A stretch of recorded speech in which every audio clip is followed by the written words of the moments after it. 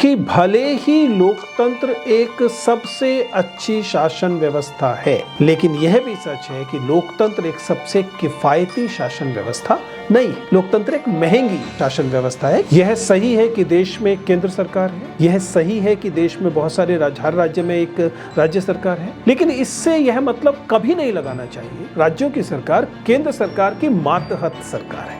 ऐसा नहीं है। देश में चुनाव कराना कोई खाला जी का घर नहीं है कि अच्छा आज मन किया कैबिनेट का कि चलिए कल से पूरे देश में एक साथ चुनाव होंगे। ऐसा नहीं संभव। ऐसा इसलिए संभव नहीं है कि हम एक बनाना रिपब्लिक नहीं है, हम एक कॉन्स्टिट्यूशन से चल रहे, संविधान से चल रहा देश है। बड़ी खबर वन नेशन वन इलेक्शन से जुड़ी हुई सूत्रों के हवाले से खबर है कि एनडीए सरकार इसी कार्यकाल में इससे जुड़ा हुआ बिल ला सकती है। One nation, one election. Here in India, the rumor mills are buzzing. There is talk of one nation, one election. The government of Prime Minister Narendra Modi has called for a special parliament session.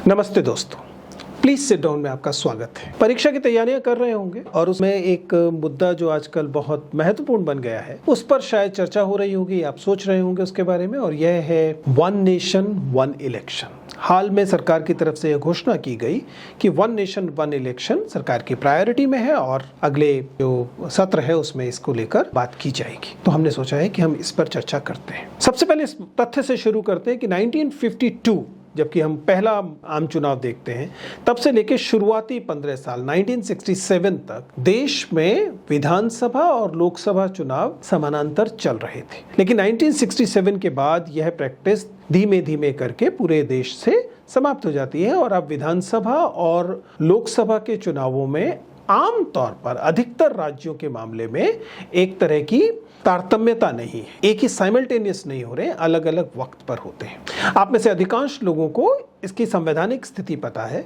संवैधानिक स्थिति यह है कि हमारी लोकसभा का जो term है वह 5 साल है और हमारी विधानसभाओं का टर्म भी 5 साल है। किंतु अगर किसी वजह से लोकसभा भंग हो जाती है और उसके चुनाव जल्दी होने लगते हैं तो जरूरी नहीं है कि उसके साथ ही विधानसभाओं को भी भंग किया जाएगा। इसी प्रकार अगर किसी वजह से विधानसभा भंग होती है तो उसके चुनाव फिर पूरे 5 साल की अवधि के लिए होते हैं और इस कारण लोकसभा और विधानसभा के चुनावों में शायद ही कुछ 1-2 राज्यों को छोड़कर एक तरह की संगति नहीं है।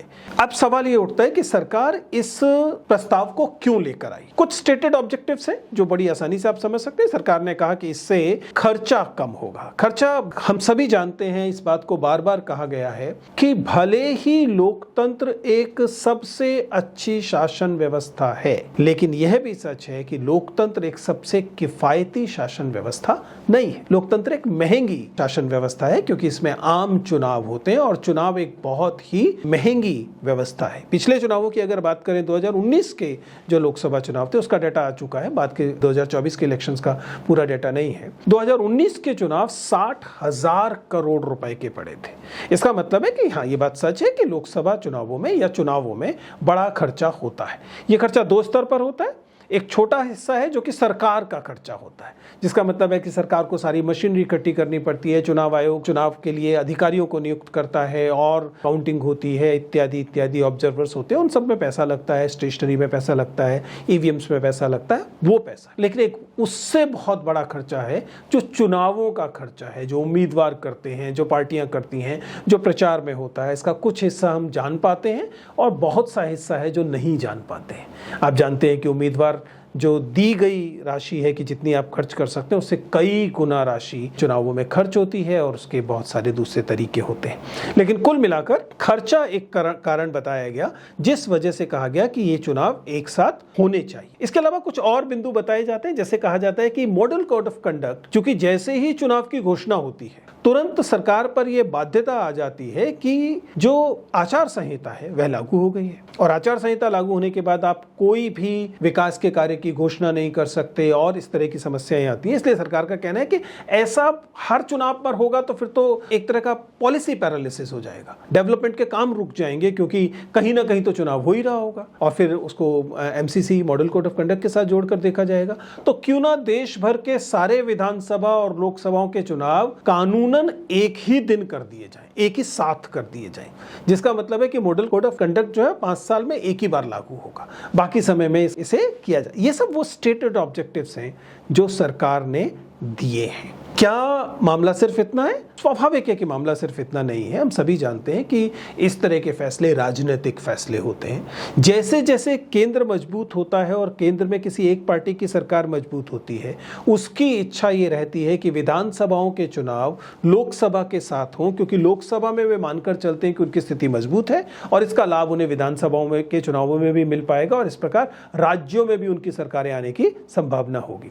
इसलिए जैसे जैसे भाजपा को पिछले कुछ समय में लगना शुरू हुआ है कि उनका केंद्र पर जो नियंत्रण है वो थोड़ा सा बेहतर हुआ है, वे लगातार वन नेशन वन इलेक्शन की बात कर रहे हैं। वो उसकी राजनीतिक वजह हो सकती है, लेकिन क्या वन नेशन वन इलेक्शन में कोई सवालिया निशान भी है या केवल एक प्रशासनिक सुविधा के लिए किया जा रहा काम? जो क्रिटिक्स हैं, जो आलोचना है, वे ये कहती है कि यह मंशा अपने आप में कि पूरे देश में एक साथ चुनाव होने चाहिए, यह मंशा अपने आप में फेडरलिज्म जो है, हमारा जो संघवाद है, आप जानते हैं कि भारत एक ऐसा देश है जिसमें त्रिस्तरीय संघीय प्रणाली है, 3 स्टेजेस हैं, एक केंद्र सरकार है, एक राज्य सरकार है और एक इसके अतिरिक्त जाहिर है कि लोकल गवर्नमेंट होती है। तो कहा यह जा रहा है कि one nation one election federalism को कमजोर करता है। ये फेडरलिज्म का मतलब क्या है? फेडरलिज्म का मतलब, और ये विद्यार्थियों को ढंग से समझना चाहिए, यह सही है कि देश में एक केंद्र सरकार है, यह सही है कि देश में बहुत सारे हर राज्य में एक राज्य सरकार है, लेकिन इससे यह मतलब कभी नहीं लगाना चाहिए राज्यों की सरकार केंद्र सरकार की मातहत सरकार है। ऐसा नहीं है। हमारे संविधान ने केंद्र को कुछ विषय दिए हैं जिन विषयों में केंद्र सरकार सर्वोच्च है, ऐसे ही राज्यों को कुछ विषय दिए हैं जिनमें राज्य सरकार सर्वोच्च है। इसके अलावा कुछ समवर्ती विषय हैं जिनमें केंद्र और राज्य दोनों शामिल होते हैं, जिनमें दोनों का हक चलता है। इसलिए अगर हम ये कहें कि सारे देश के चुनाव लोकसभा चुनाव के साथ होने चाहिए, तो इसका मतलब है कि वे राज्य, जिन राज्यों में मान लीजिए बीच में चुनाव कराए गए क्योंकि विधानसभा भंग हो गई थी, तो उस चुनाव की जो मियाद है वह केवल बची हुई अवधि के लिए रह जाएगी, जिसका मतलब है कि राज्य के नागरिकों ने तो ये कहा कि हम 5 साल के लिए राज्य सरकार चुनना चाहते हैं, लेकिन इसके दबाव में वह केवल 2.5 साल की रह जाएगी या 2 साल की रह जाएगी या 1 साल की रह जाएगी। और इसका मतलब हुआ कि केंद्र सरकार को राज्य सरकार पर वरीयता दी गई और इस वजह से लोगों का कहना है कि ये फेडरलिज्म जो है, जो संघवाद है, उसके खिलाफ होगा। दूसरा तर्क वन नेशन वन इलेक्शन के खिलाफ ये दिया जाता है कि ये जिस किस्म की प्रशासनिक चुनौतियां पेश करेगा, वह चुनौतियां हमारा देश संभाल नहीं सकता है। अगर आप पिछले लोकसभा चुनावों को देखें, 2024 के लोकसभा चुनाव, तो हम वहां देखते हैं कि न केवल देश भर में ये चुनाव बहुत सारे चरणों में फैलाकर हुए, बल्कि किसी किसी राज्य में इसको 5 से 7 चरणों में पूरा गया। यानी कि एक ही राज्य के पूरे राज्य में एक साथ एक दिन चुनाव करा पाने की स्थिति देश की नहीं थी। उत्तर प्रदेश में हमने देखा कि ऐसा हुआ, यहां तक कि छोटे राज्यों जैसे कि जम्मू कश्मीर में हमने देखा कि ऐसा होता है। तो इसका अर्थ क्या हुआ? इसका अर्थ यह हुआ कि प्रशासनिक तौर पर जितनी मशीनरी की आवश्यकता केवल लोकसभा चुनावों में थी, उतने तक को जुटाने में देश के हाथ पांव फूले थे। ऐसे में अगर लोकसभा और विधानसभा के चुनाव एक साथ हो रहे होंगे, और अभी तो वन नेशन वन इलेक्शन में केवल विधानसभा और लोकसभा कहा जा रहा है, अगर वो वन इलेक्शन है तब तो उसके अंदर पंचायती राज और म्युनिसिपल कॉर्पोरेशन को भी शामिल किया जाना चाहिए, तब तो स्थिति और भी विचित्र हो जाएगी। लेकिन लॉजिस्टिकली और प्रशासनिक तौर पर एडमिनिस्ट्रेटिवली माना जाता है कि ये एक परेशानी पैदा करने वाली चीज होगी। इसके अलावा स्वाभाविक तौर पर देश में चुनाव कराना कोई खाला जी का घर नहीं है कि अच्छा आज मन किया कैबिनेट का कि चलिए कल से पूरे देश में एक साथ चुनाव होंगे। ऐसा नहीं संभव। ऐसा इसलिए संभव नहीं है कि हम एक बनाना रिपब्लिक नहीं है, हम एक कॉन्स्टिट्यूशन से चल रहे, संविधान से चल रहा देश है, और ऐसा करने के बीच में कई सारी संवैधानिक दिक्कतें, कई सारी प्रशासनिक दिक्कतें हैं, उनकी चर्चा तो हमने की, लेकिन कानूनी और संवैधानिक दिक्कतें अपार हैं। इसके लिए हमें आर्टिकल 83 में, आर्टिकल 172 में और दूसरी जगहों पर भी कॉन्स्टिट्यूशनल अमेंडमेंट्स करने पड़ेंगे, और इनमें से कई अमेंडमेंट्स दरअसल राज्य सरकारों की सहमति की मांग करेंगे। आखिर मान लीजिए आप ये कहें कि 2024 में चुनाव हो गए हैं, अब पूरे देश में 2029 में चुनाव होंगे, तो जिन विधानसभाओं का जो टर्म है वो पहले पूरा हो रहा होगा, क्या उनका टर्म बढ़ाया जाएगा? या जिनका टर्म उसके बाद पूरा होना होगा उनके साथ क्या किया जाएगा? याद कीजिएगा, देश में लेजिस्लेचर का जो हमारी जो विधायी संगठन होते हैं, जो विधायी सभाएं होती हैं, विधानसभा, राज्यसभा, लोकसभा, उनके सत्र को बढ़ाने का हमें एक उदाहरण मिलता है और ये वह उदाहरण है जिसने देश पर आपातकाल लाया था। जब इंदिरा गांधी ने लोकसभा, इंदिरा गांधी जो उस समय की प्रधानमंत्री थी, उन्होंने लोकसभा के कार्यकाल को 5 की बजाय 6 करने की चेष्टा की, तो वह एक ऐसी स्थिति थी जिसने देश को बहुत बड़े संवैधानिक संकट में डाला था। अब यदि हम विधानसभाओं या लोकसभा के टर्म को, उसकी अवधि को कम, कार्यकाल को कम या ज्यादा करने की कोशिश करेंगे, तो हमारा अनुभव बताता है कि ये कोई बहुत सकारात्मक चीज नहीं होगी। तो वन नेशन वन इलेक्शन को लेकर ये दोनों पक्ष हमें दिखाई देते हैं। और क्या पूरी दुनिया में इस किस्म के उदाहरण होते हैं? सच्चाई ये कि पूरी दुनिया में हमें ऐसे उदाहरण मिलते हैं। कई देश ऐसे हैं, मसलन हम बेल्जियम की बात करते हैं, हम साउथ अफ्रीका की बात करते हैं, जहां पर 2 टियर सिस्टम है, जहां पर फेडरलिज्म है और वहां पर लेकिन चुनाव एक साथ होते हैं। ये संभव है। यद्यपि भारत जैसे लोकतंत्र की तुलना दुनिया में हर लोकतंत्र के साथ नहीं की जा सकती। मसलन अगर आप बेल्जियम की बात करें तो बेल्जियम की तुलना आप उत्तर प्रदेश से तो कर सकते हैं, देश से नहीं कर सकते अगर आप पूरी चीज़ों को समझें। तो हमें देखना पड़ेगा कि क्या ये एक ऐसी चीज़ है जो दूसरे चंद देशों में, हालांकि अधिकांश देशों में ये चुनाव एक साथ नहीं होते, लेकिन जहां होते हैं वहां क्या उसको एज इट इज भारत में इंप्लीमेंट किया जा सकता है, इस पर भी सवालिया निशान है। तो कुल मिलाकर ये इसके पक्ष और विपक्ष थे। वे विद्यार्थी जो किसी भी किस्म की प्रतियोगी परीक्षा दे रहे हैं या इंटरव्यू में बैठने वाले हैं, उनके लिए इससे जुड़ा हुआ सवाल बनता है केपिन, वही कि खबर पर इंटरव्यूअर की नजर। खबर क्या है? वन नेशन वन इलेक्शन खबर है।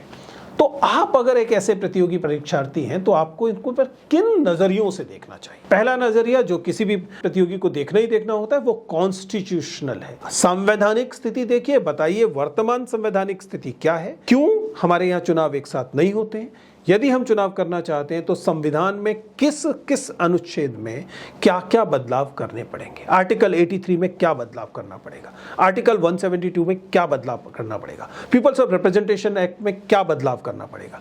इन चीजों पर आप स्वाभाविक तौर पर ध्यान देंगे, पहली चीज हुई। दूसरी चीज, इसके जो आर्थिक और सामाजिक पक्ष हैं उन पर आप चर्चा करेंगे और बताएंगे। ध्यान रखिएगा, वन नेशन वन इलेक्शन का मतलब होगा पूरे देश में एक साथ चुनाव हो रहे होंगे। इन चुनावों में बड़े पैमाने पर पैसा, बड़े पैमाने पर मीडिया का प्रभाव, ये चीजें चलती हैं। इनका क्या प्रभाव हमें हमारे पूरे देश पे पड़ता है, हमें उसे देखना पड़ेगा। और स्वाभाविक है कि इसके क्या राजनीतिक पक्ष हैं उन पर आप नजर डालेंगे। मैं यह भी सलाह दूंगा कि आप इस बात पर ध्यान रखें कि अंतर्राष्ट्रीय दृष्टि से भी इस पर नजर रखेंगे अगर आप एक परीक्षार्थी हैं। अंततः फिर एक सीधा सा सवाल, आप मेरे सामने बैठे हुए हैं और आपने ये सारी बातें करने की कोशिश की। मैंने कहा हाँ ये सब ठीक है, इंटरव्यूअर ये जानना चाहता है आपकी राय क्या है, आप वन नेशन वन इलेक्शन के पक्ष में हैं या वन नेशन वन इलेक्शन के विपक्ष में। ऐसे में आप क्या पक्ष लेंगे? देखिए, इससे कोई फर्क नहीं पड़ रहा कि आप पक्ष में रहते हैं या विपक्ष में, आपके पास सब्सटेंशिएट करने के कारण होने चाहिए। 2 चीजें ध्यान रखिएगा, नीति से ऊपर संविधान होता है, सुविधा से ऊपर लोगों के जो नागरिक अधिकार हैं वे होते हैं। लेकिन ये सही है कि कॉन्स्टिट्यूशन वर्तमान में इसकी अनुमति नहीं देता, लेकिन कॉन्स्टिट्यूशन अमेंडमेंट के बाद यह संभव है। इसी राह पर आप चलते हुए अपना पक्ष रख सकते हैं। तो ये कुछ बेसिक से पॉइंट थे वन नेशन वन इलेक्शन को लेकर। अगर आपके नजर में वन नेशन वन इलेक्शन को लेकर कोई बिंदु रह गया है तो जरूर कमेंट्स में बताइए, मुझे खुशी होगी उस पर रिएक्ट करने में।